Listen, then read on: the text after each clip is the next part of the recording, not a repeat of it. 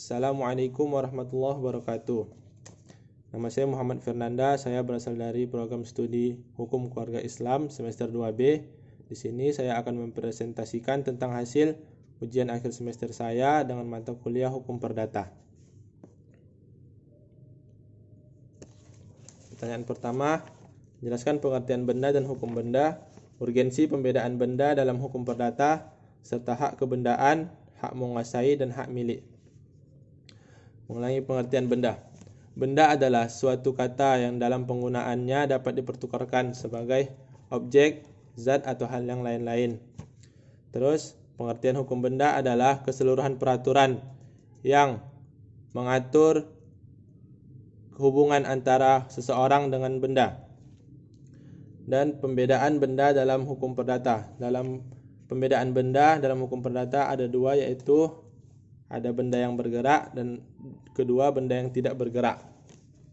Pengertian hak kebendaan.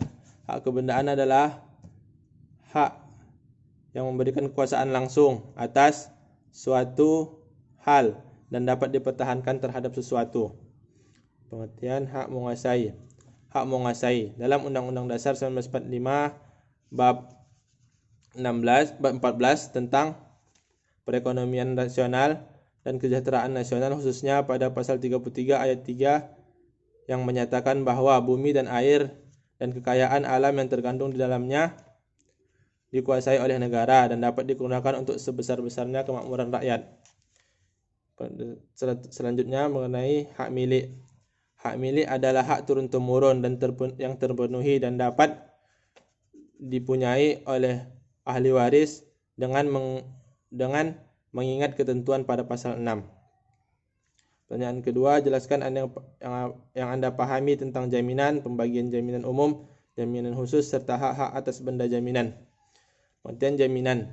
Jaminan adalah tanggungan atas segala perikatan seorang sebagaimana yang disebutkan dalam pasal 1931 KUH Perdata maupun tanggungan atas perikatan yang lain, perikatan tertentu. Pembagian jaminan umum. Jaminan umum adalah jaminan yang terbentuk oleh undang-undang, sedangkan jaminan khusus adalah jaminan yang timbul karena sebuah perjanjian. Pertanyaan selanjutnya untuk hak-hak atas benda jaminan.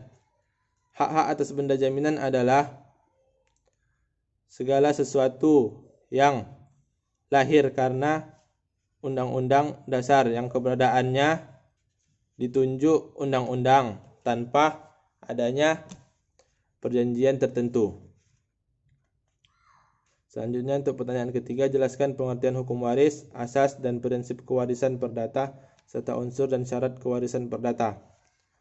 Hukum waris adalah suatu hukum yang mengatur pemenggalan harta seseorang yang telah meninggal dunia diberikan kepada yang berhak seperti keluarganya.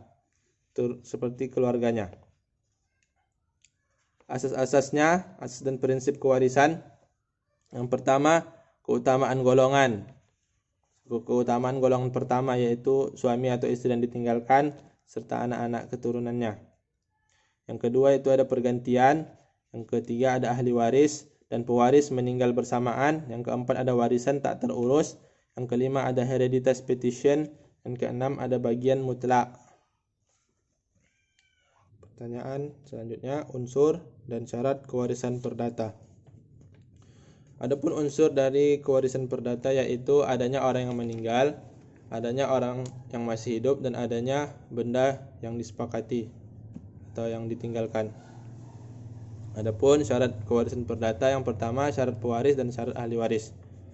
Untuk pertanyaan nomor 4, jelaskan proses pewarisan secara ab intestato dan pewarisan testamentoir, pengaturan legitimate portier, dan bagian waris anak luar kawin. Mengenai proses pewarisan secara ab intestato, yaitu pewarisan berdasarkan kedudukan sendiri, pewarisan berdasarkan pergantian tempat, dan ketiga ada hak waris anak luar kawin. Dan pewarisan secara testamentoir, yang pertama ada pengangkatan waris, yang kedua ada hibah. Pengaturan legitimate portier. Pengertian legitimate portier adalah segala sesuatu bagian dari harta peninggalan yang harus diberikan kepada ahli waris. Ahli warisnya itu ahli waris golongan pertama. Ada bagian waris anak luar kawin. Bagian waris anak luar kawin tergantung di golongan mana dia ditempatkan. Misalnya, apa dia berada di golongan pertama, maka dia mendapatkan sepertiga bagian dari warisan. Dan apabila dia berada di golongan kedua dan ketiga, maka dia mendapatkan setengah bagian dari warisan. Dan apabila dia termasuk golongan keempat, maka dia mendapatkan 3/4 bagian dari warisan. Pertanyaan kelima, jelaskan pengertian perikatan dan perjanjian, syarat sahnya perjanjian, wan prestasi dan sebabnya, serta hapusnya perikatan. Itu pengertian perikatan. Perikatan adalah suatu perhubungan di antara dua orang atau dua pihak, di mana pihak pertama menuntut pihak kedua dan pihak kedua berhak untuk menerima tuntutan dari pihak pertama. Selanjutnya pengertian perjanjian. Perjanjian adalah suatu perhubungan di mana seorang berjanji kepada seorang lain atau dua orang saling berjanji untuk melakukan suatu hal.